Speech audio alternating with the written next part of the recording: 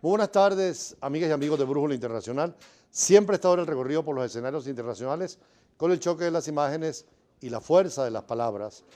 El Papa, su Santidad Francisco, llega y ya está rezando allí en Fátima, 100 años después de la aparición de la Virgen de Fátima, y es el cuarto Papa precisamente que participa en una ceremonia extraordinaria donde la humanidad mira permanentemente en función de la paz, la seguridad internacional, particularmente la eliminación de las guerras y los conflictos. Él allí ha rezado por la unión de todos los pueblos y de todos los hombres. Además, le dio una significación muy particular solamente religiosa, evitando precisamente convocar y reunirse con políticos o en otras actividades. Apenas unas semanas de haber estado en Egipto, donde el Papa también condenó el terrorismo, ese terrorismo que se disfraza del Corán, deformando la religión musulmana y que ha atentado en tantas partes, no solamente del Medio Oriente, sino en Francia, en Alemania, en Italia, en Portugal, en todos los sitios, especialmente en Londres, muy cerca del Parlamento, y que es todo este cáncer del siglo XXI con la violencia. Precisamente decíamos que en la UNESCO, donde estuvimos participando en un evento extraordinario del periodismo iberoamericano, la secretaria general de la UNESCO siempre insiste en esa frase famosa de que es en el corazón de los hombres y en la mente donde nace la violencia y el odio, y es allí donde debe nacer la paz. Ojalá que en estos momentos donde estamos viendo tanto problema en Venezuela y tantas víctimas, llegue la paz y la tranquilidad. Precisamente ayer participamos solidarios con profesores y alumnos en las manifestaciones que hubo por la muerte de nuestro amigo de la Universidad Santa María, y que además en el caso de Miguel era estudiante de periodismo, nos pidió a nosotros por un familiar que lo contratáramos para la televisión y hubiera estado trabajando tal vez acá, pero así es la vida y así es la muerte, y desgraciadamente se fue una persona tan querida de la universidad, exalumno del Colegio San Ignacio, precisamente allí salió él de sepelio, y a estas horas están en la ceremonia fúnebre. Un hermano vino de Chile a quien quiso convencer precisamente a su hermano que se fuera, pero él quería quedarse en el país para ver los cambios necesarios y la vida en tranquilidad y en paz, que no haya más víctimas, y nuestro sentido pésame a todos los que han muerto, que no sigan habiendo muertos. Decíamos ayer que en el Medio Oriente, cuando éramos embajador, oíamos mucho frases de aquellos que decían que ellos estaban allí muy tristes porque en Venezuela y en América eran los padres, los hijos los que enterraban a los padres y a los abuelos, y que en el Medio Oriente son los abuelos y los padres los que estaban enterrando a sus hijos. Ojalá que no siga más esto en Venezuela. Los jóvenes tienen derecho a formarse y a avanzar en un mundo y en un país con democracia y con derechos humanos. Precisamente hoy el Congreso de España acaba de votar y vimos una propuesta de solidaridad con el pueblo venezolano y de pedir, solicitar la libertad de los presos políticos, que haya también independencia de poderes, que haya elecciones sobre todo. Muy interesante que Podemos, que siempre había sido solidario en cualquier votación con el gobierno venezolano, por primera vez se abstuvo, y solamente la Izquierda Unida Comunista es la única que se opuso a la propuesta del Partido Popular y del Partido Socialista de un necesario respaldo internacional para que tengamos una salida pacífica en la defensa de los derechos humanos y de la democracia. Precisamente, volviendo al tema del Papa, veamos estas imágenes que nos llegan de una visita eminentemente religiosa y donde es un santuario que es centro de la oración de toda la humanidad, con la Virgen de Fátima tan cercana a Venezuela y a la colonia portuguesa que vive con nosotros. El santuario ha empezado a llenarse de fieles que quieren ver de cerca al Papa Francisco y conmemorar el centenario de las apariciones de la Virgen a 3 niños pastores en esta localidad del centro de Portugal. Las autoridades esperan que cerca de 1 millón de personas se concentren en el recinto durante las celebraciones. Uno de los puntos álgidos de la visita tendrá lugar el sábado, cuando el Papa canonice a Francisco y Jacinta, 2 de los pastores que aseguraron ver a la Virgen y que serán los santos no mártires más jóvenes de la Iglesia Católica. El milagro que ha hecho posible esta canonización es el de la curación de un niño brasileño que en 2013, cuando tenía 5 años, sufrió una caída desde una altura de 6,5 metros y un traumatismo craneal que le dejó en coma. La familia pidió a las carmelitas rezar por la curación del pequeño Lucas, y tras varias oraciones a Jacinta y Francisco, el niño despertó y se recuperó rápidamente sin que le quedara secuelas. Se pudo conocer que la operación Fátima 2017 durará hasta este domingo por medidas de seguridad. Dayana Ferreira, Globovisión. Precisamente estando allí en la UNESCO en París, estaba reunido también el Consejo Ejecutivo de la UNESCO, que es la Unión de Naciones Unidas para la Ciencia, la Cultura y la Educación. Y una de las ponencias en esa conferencia fue la libertad de expresión la protección a la libertad de que todo ser humano tiene de información y de opinión. Y es un derecho declarado ya en 1948 en la Declaración Universal de los Derechos Humanos, pero reconocido en los pactos de derechos políticos, sociales, culturales y económicos de 1966. Y todos los gobiernos quieren quedarse siempre en el poder de derecha o de izquierda y le temen a la prensa. Y la prensa siempre, en cualquier país del mundo, es de oposición porque es crítica a lo que está pasando y es una forma de contrapoder para eliminar esa situación de los gobiernos de querer tener todo el control y toda la verdad, inclusive negando la propia verdad. Por eso se habla hoy de la posverdad, post-truth, como lo trata el diccionario de Oxford, que es llamar más a las emociones y al odio y no a la racionalidad. Macron en Francia hablaba de esto, estuvimos presentes en su discurso allí en les Champs-Élysées, muy cerca del Arco de Triunfo, pero sobre todo en la explanada donde está el Museo del Louvre, y él hablaba precisamente negando lo que era la campaña de la candidata Le Pen, de la irracionalidad y de la cólera, hacia un mundo de contribución, de aceptación, de diálogo y de negociación, y un gobierno que aceptara todas las ideas y todas las opiniones sin perseguir a nadie y donde la solución tenía que ser siempre pacífica. Pero Donald Trump también ha caído en esta tentación de golpear precisamente a los medios de comunicación, de no creerles, de cerrarles toda posibilidad, y esa es la noticia que nos traen los medios de prensa, de él mismo retirarse de muchas ruedas de prensa donde por preguntas muchas veces incómodas, pero que el pueblo necesita saber, muchos jefes de Estado de gobierno de derecha y de izquierda, repetimos, siguen negándose a esa confrontación con la prensa democrática y libre. El mandatario norteamericano justificó la propuesta asegurando que es un presidente muy activo con muchas cosas pasando, por lo que no es posible para sus portavoces colocarse en el podio con total rigurosidad. A las contradicciones generadas tras el despido del director del FBI, James Comey, se suma una declaración del presidente estadounidense Donald Trump, donde afirma que hubiese despedido al funcionario de todas formas, a pesar de que sus portavoces habían afirmado que la destitución obedecía a recomendaciones del fiscal general adjunto, Rod Rosenstein. Según funcionarios gubernamentales, el fiscal amenazó con renunciar al cargo y pidió a los voceros de la Casa Blanca que rectificaran, después de señalar que fue él quien motivó al despido de Comey. También se pudo conocer que el presidente Donald Trump recomendó este viernes a James Comey que no filtre información a la prensa sobre las conversaciones sostenidas entre ambos. Cabe destacar que este jueves el mandatario norteamericano reveló a una cadena televisiva que había tenido 2 conversaciones telefónicas con el funcionario destituido, más un encuentro durante una cena, donde le habría preguntado sobre una investigación contra él por supuestos vínculos contra el gobierno ruso. Jesús Zárraga es un internacionalista con mucha experiencia en la Cancillería, profesor universitario, y con él conversaremos los temas internacionales del día, pero sobre todo una de las áreas de su especialidad que son los delitos informáticos en el mundo de hoy. Regresamos con él, con Jesús Zárraga, y ampliamos más nuestros comentarios.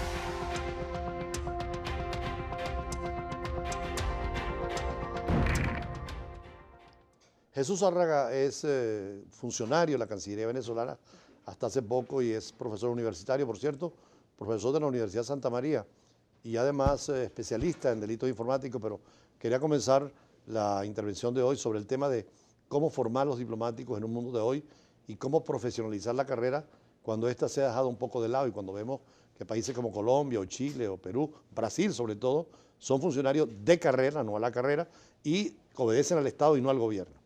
Sí, cómo no.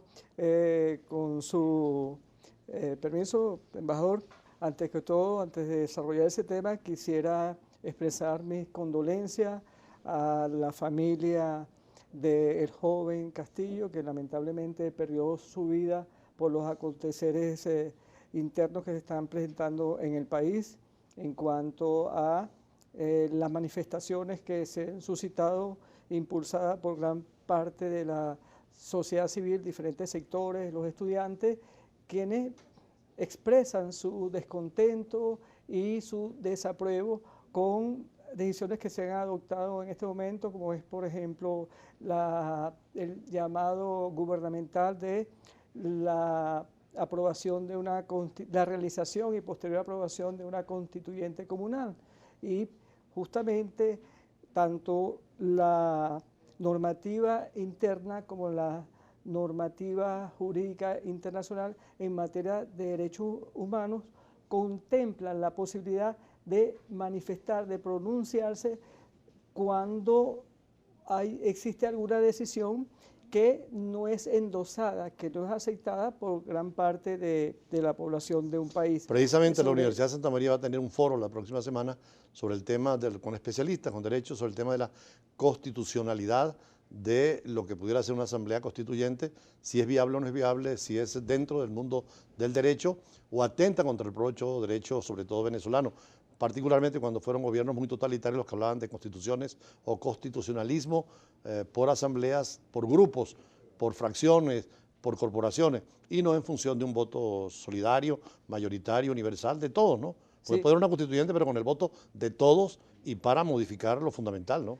Efectivamente, como profesor de la Universidad de Santa María, profesor de Derecho, estoy totalmente de acuerdo que se realice ese foro, porque ese foro es muy oportuno en este momento que se presenta la polémica si la celebración de una constituyente comunal es válida o si la convocatoria debe realizarse exclusivamente por los mecanismos que establece la Constitución Nacional. Parece que en los tiempos de Lenin y Stalin sí funcionó eso, pero con los soviets, solo los partidos comunistas votaban para tener su parlamento, desechando todo el otro, que era el enemigo. O con los nazis había también el criterio, solo los camisas pardas, los nazistas los que podían votar, y hoy en día una constitución tiene que ser abierta a toda la población. Indudablemente, tiene que ser abierta porque eso indica la transparencia del proceso para la aprobación de una constituyente.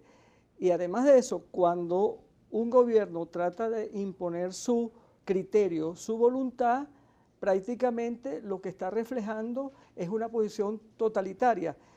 Cuando existe un partido único dentro de un país que impone una sola voluntad y que adopte una sola posición, eso no puede considerarse como un gobierno que está pegado a los principios y propósitos democráticos. En las recientes elecciones francesas, el candidato de la extrema izquierda, que por cierto se reclamaba heredero un poco del pensamiento del socialismo del siglo XXI, el candidato Mélenchon, proponía refundar a Francia. Y Macron y la gente racional le decía, tenemos una gran constitución, la de 1958, que fue impulsada por el general de Gaulle, y lo que hay que hacer es modificarla, reformarla, pero no hace falta una nueva constitución porque allí están los principios fundamentales de la democracia y del funcionamiento de los poderes. Sí, ¿no? Y con respecto a la Constitución francesa, indudablemente es inspirada en los principios de la Revolución Francesa, claro, de 1789. Y como usted puede apreciar, tanto en países europeos como en otras latitudes, las constituciones se reforman en forma muy esporádica, mientras que aquí se pretende reformar una constitución cuando tenemos una nueva constitución que fue realizada a través de una constituyente desde 1999. Pero la constitución de Estados Unidos de 1787 es una constitución precisamente que no se ha eliminado. Con enmiendas se va poniendo al día, pero es la misma constitución. En cambio, nosotros hemos tenido 26, 27 constituciones. Es la misma constitución, todavía contempla, todavía mantiene los principios de la Declaración Roosevelt, claro, cuando fue la primera declaración que prácticamente fue realizada en el continente, orientada a la protección de los derechos humanos. Ahora, ustedes como diplomáticos... Y mantenimiento, disculpe, de las instituciones. En su caso, como diplomático, ha estado en muchos países, ha vivido la experiencia comunista que estaba cayéndose cuando el comunismo ya no daba para más y quería pluralismo, democracia, la caída del muro de Berlín y todo lo que significó. Afortunadamente para esas grandes poblaciones que ahora tienen posibilidad de elegir, de estar con parlamentos representados y plurales, y esa experiencia que le ha dado a usted con respecto a países como el nuestro con tantos problemas, ¿qué podemos hacer? Sobre todo su experiencia en Europa, donde conviven perfectamente partidos de izquierda, de derecha, pero con muchísimo respeto a los derechos humanos y a la pluralidad. Sí, justamente su pregunta da la respuesta, tiene en forma implícita la respuesta a lo que percibo en cuanto a qué se debe hacer. Es decir, el respeto a la pluralidad política. Si no hay respeto a la pluralidad política, no hay entendimiento. Y si no hay entendimiento, no hay posibilidad de una solución pacífica y estable dentro de un país. Entonces, la clave es entendimiento, respeto a la pluralidad y no negarle el derecho que tiene un gran sector del país, de la población, a también presentar sus proyectos y a tratar que se cumpla lo establecido en la Constitución. Pero parece que en el mundo se está imponiendo más la visión esa de centro, sin votar por los extremismos. En Holanda ganó precisamente un candidato de la Unión Europea moderado frente al racismo de la derecha, y en Francia, frente al criterio de extrema izquierda y de extrema derecha, se impuso Macron la racionalidad, como también en Hungría. Y creo que ahora va a ganar también Angela Merkel en la misma línea, porque hemos visto resultados regionales en estos días y está imponiéndose la línea del centro. El mundo no marcha hacia eso, dejando de lado radicalismos socializantes, comunistas, pero también fascistas y de derecha. Es correcto. El mundo se inclina hacia posiciones del centro. ¿Por qué? Porque el centro refleja, proyecta el equilibrio entre las diferentes fracciones políticas que hacen vida en un país. El centro es el equilibrio. Por eso decía Macron que no era ni de izquierda ni de derecha, sino una síntesis de lo mejor de todo lo que se ha hecho a un lado y a otro. Ojalá un día tomáramos lo mejor del socialismo y lo mejor del capitalismo y presentáramos una alternativa.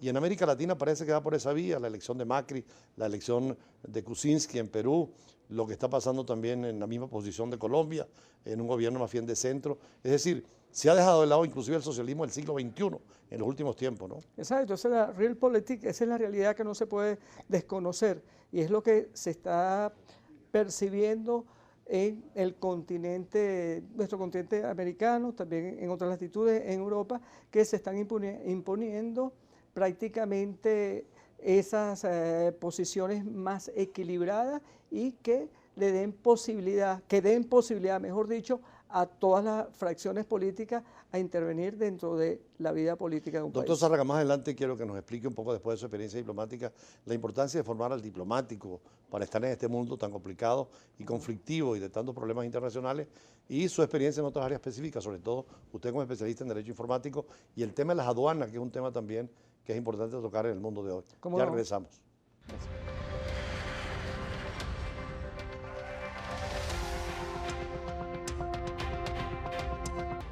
En 1979 Jesús Zárraga se graduó de internacionalista en la Universidad Central de Venezuela. En esa época solo había una escuela de estudios internacionales.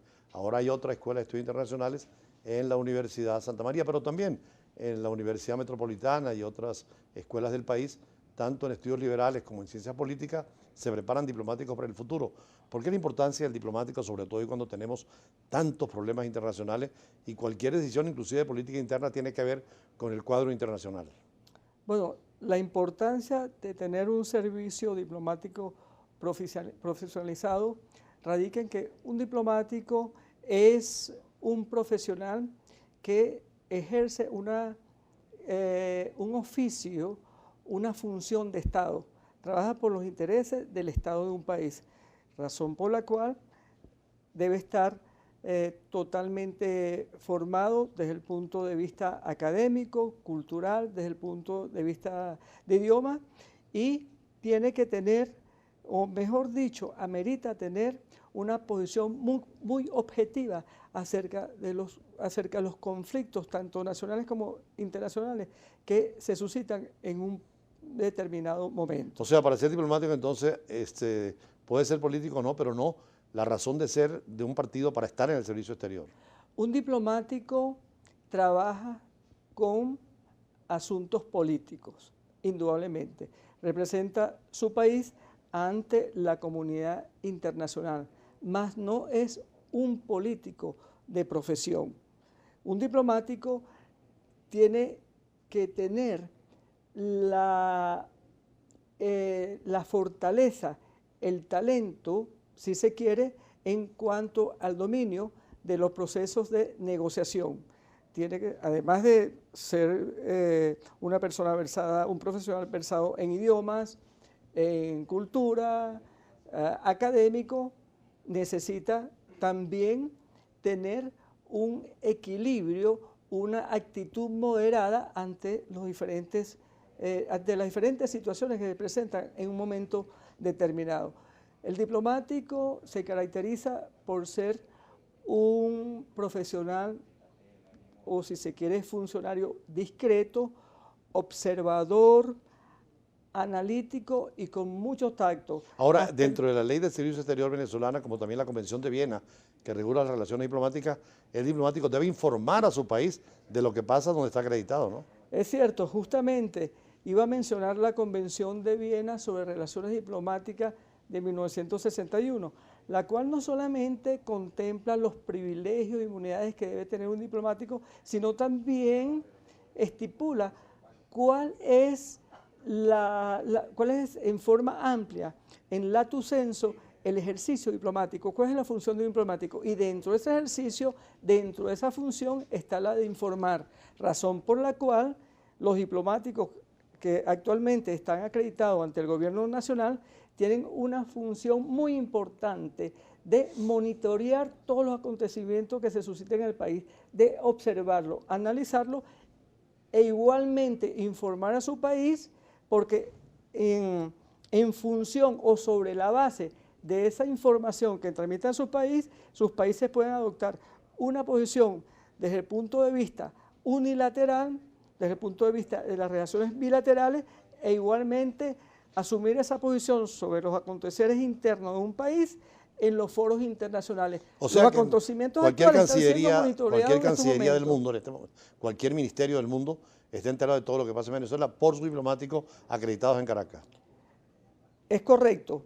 No obstante, existe la particularidad, el detalle, que si un diplomático se parcializa Claro. acerca de una posición, no tiene no está ejerciendo su función de la manera más adecuada. Cuando un funcionario está parcializado, solamente transmite una información a su país que es una información sesgada. Un diplomático tiene que ser objetivo, y la mayoría de los diplomáticos que están acreditados ante el gobierno nacional, me atrevería a afirmar, más no asegurar, que estos diplomáticos están enviando los informes acerca de la situación interna que se suscita en Venezuela de una forma real. Lo que su pregunta me da la oportunidad de manifestar que es cierto, no se puede negar que en la actualidad existe un conflicto político en el país. Sin embargo, la solución como diplomático y como profesor universitario, puedo opinar con toda la responsabilidad y seriedad que la solución no puede estar basada o no puede fundamentarse en mecanismos de represión. La solución tiene que ser una solución pacífica, una solución que escuche a las partes que están en pugna, y además de eso utilizar métodos racionales de orden público, y no que exista represión, y no que jóvenes o ciudadanos pierdan la vida solamente por manifestar una opinión, cuando es considerado un derecho humano la libertad de pensamiento, libertad de expresión y libertad de información. Además, también un derecho humano, libertad de poder escoger el sistema político que usted, con el cual usted se identifique, cree en base a principios y valores. Por cierto, me está invitando usted aquí discretamente, pero va a hacerlo público, a una misa que tendrá su universidad, porque murió un estudiante de esa Universidad de Santa María el próximo lunes. Sí, hay luto sobre esto. En paz descanse, verdaderamente muy lamentable que hayan muerto estudiantes, en específico en este momento el estudiante de Castillo, y se va a realizar una misa el día lunes en memoria del fallecimiento de ese estudiante de la Universidad de Santa María. Bueno, volviendo al tema entonces de la necesidad del diálogo y la negociación, ustedes en la Escuela de Estudios Internacionales trabajan en el tema de la negociación, sabiendo que pueden haber oposiciones muy contradictorias, y hay guerras que han terminado por la negociación, muy cruentas. Lo bueno es no esperar tan tarde para negociar, sino a llegar a aceptación de criterios antes de que la violencia y la muerte reine, como está pasando en nuestro país, ¿no? Totalmente cierto. La negociación es uno de los mecanismos pacíficos que contempla la Carta de las Naciones Unidas para solucionar los problemas. Dentro de la Carta de las Naciones Unidas está contemplado los buenos oficios, la mediación, el arbitraje, y la negociación es uno de los elementos esenciales para lograr una solución de los conflictos. Bueno, gracias a doctor Zárraga. Precisamente el artículo 33 de la Carta de la ONU establece vías diplomáticas, vías amistosas y jurisdiccionales para resolver los problemas a nivel internacional, pero que se aplican también a nivel nacional, porque son los mismos mecanismos para evitar la violencia de guerras internacionales, en las cuales, por cierto, hay un nuevo derecho internacional humanitario que la Cruz Roja vigila, y evitar la violencia interna también en conflictos. A eso a raíz de 1977, cuando se mejoraron los convenios de Ginebra de 1949, que es lo que se llama hoy Derecho Internacional Humanitario. Más adelante vamos a hablar sobre otro tipo de derecho, que es el derecho penal internacional frente a crímenes y delitos, particularmente de carácter económico, porque es un especialista, Wilfred Rodríguez, en eso que llaman lavado.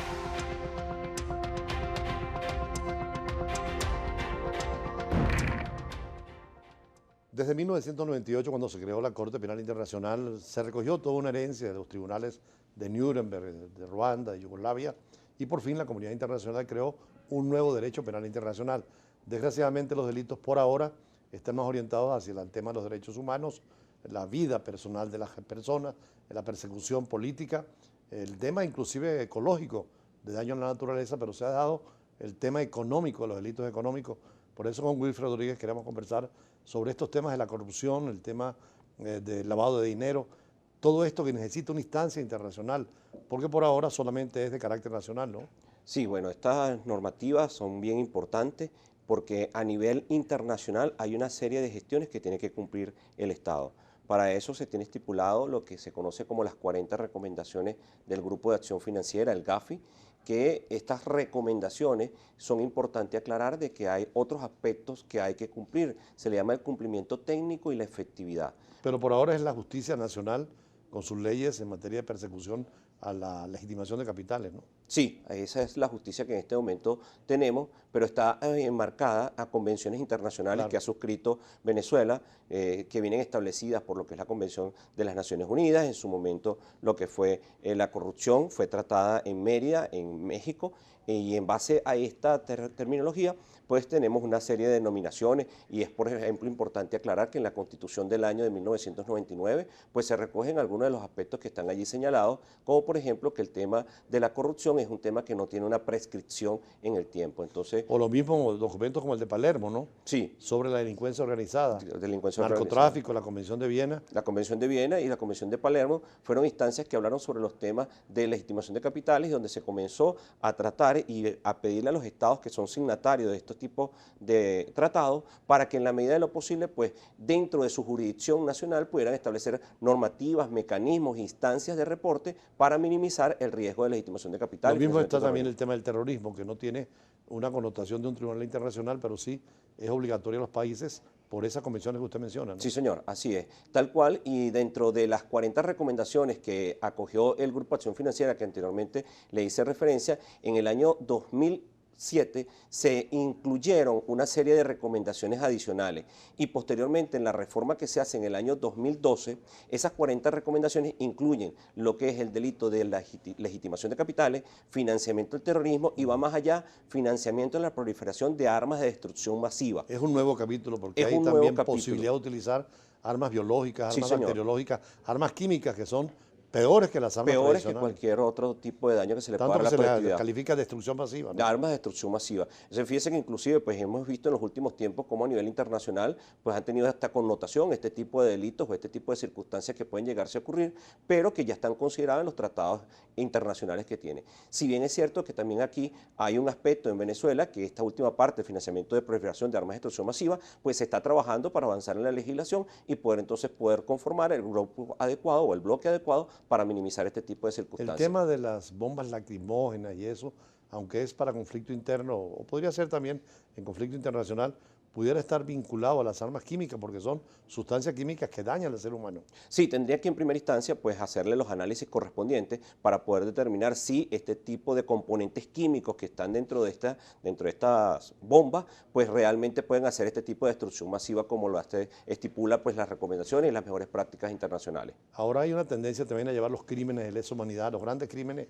a tribunales internacionales y a la misma Corte Penal Internacional, ¿no? Sí, señor. Y así tal cual es donde se ha buscado pues que entender de que este tipo de delito no es un delito que se circunscriben a una jurisdicción específica, sino que son delitos transnacionales y pluriofensivos, en lo cual nos queremos referir que en la medida de lo posible pues los estados tienen que buscar la manera de proteger sus fronteras, pero también pensar que estamos en un mundo globalizado y en ese mundo globalizado pues entonces nos vinculamos y las operaciones pueden viajar a la velocidad luz gracias a la tecnología y a los avances tecnológicos que en este momento podemos disfrutar. Bueno, el juez Garzón, que ahora está en Buenos Aires, es partidario de una justicia universal, de una jurisdicción universal. No importa cuando se comete un delito tan grave, puede ser juzgado el criminal en cualquier tribunal y en cualquier parte del mundo, ¿no? Totalmente de acuerdo con este tipo de propuestas porque el delincuente, el legitimador o el financista del terrorismo o el terrorista, ¿verdad?, no tiene una jurisdicción específica donde está. Hemos visto cómo se han triangulado las operaciones a nivel mundial para poder cometer distintas actividades terroristas. No es menos cierto, pues, todos los problemas que ha enfrentado la comunidad internacional con este problema del terrorismo, todos los avances que se ha tratado de tener en esta materia, pero que en la medida de lo posible, pues, hay que también estar muy claro de que todas estas personas nos llevan pasos adelante y en la medida de lo posible los estados tienen que trabajar para correr y buscar mecanismos para enfrentarlos. Hay países donde las democracias son tan maduras como el caso de Corea del Sur, que viene de una situación de pleno derecho, distinto a Corea del Norte. Sí. Era una mujer presidenta, sí, cayó en corrupción y la sacaron de la presidencia. Acaban de elegir un nuevo presidente. Ahí lo tenemos. ¿Hasta qué punto? Bueno, en Brasil también funciona un poco el tema de la corrupción de Dilma Rousseff y de Lula, que está cuestionado también. Pero muchos países sacan dinero cuando está en el gobierno y hay que recuperar ese dinero que se fue, que es lo que es recuperación de capitales. Eso, ¿no?, le llaman la repatriación de los capitales. Esto es un tema bien importante porque el dinero que una vez que ha sido tomado de la economía de los países, muchas veces pues el delincuente pues busca y lo coloca en otras partes del mundo. Entonces se requiere una actuación internacional unificada para tratar en lo posible de minimizar el efecto que pueda tener sobre las economías este tipo de dinero. Pero más allá de eso, que el país que haya sido afectado y pueda solicitar la repatriación de esos capitales y esos capitales pues tengan una serie de condiciones en lo posible para el beneficio social de los ciudadanos de ese país. Hace unos días, después de París de la UNESCO, estábamos en Madrid. Por cierto, coincidimos con la esposa de Antonio Ledesma en visitar el Parlamento, donde aprobaron una resolución de respaldo al pueblo venezolano. Inclusive Podemos, primera vez que se abstiene. Solo los comunistas radicales votaron en contra de la propuesta del Partido Popular y del Partido Socialista. Pero veíamos en la prensa un escándalo nuevo con la familia Pujol, que gobernó precisamente a Cataluña, donde hay un tema ahí hasta religioso, porque hay una carta donde dice la Madre Superiora pide que le manden 2 misales, y precisamente los misales son 2 millones, y la Madre Superiora es dando instrucciones para Andorra. Sobre ese tema vamos a venir porque es los paraísos fiscales y el tema de muchos políticos en América Latina o en Europa que aprovechan esos paraísos fiscales para guardar dinero, que se lo roban al país.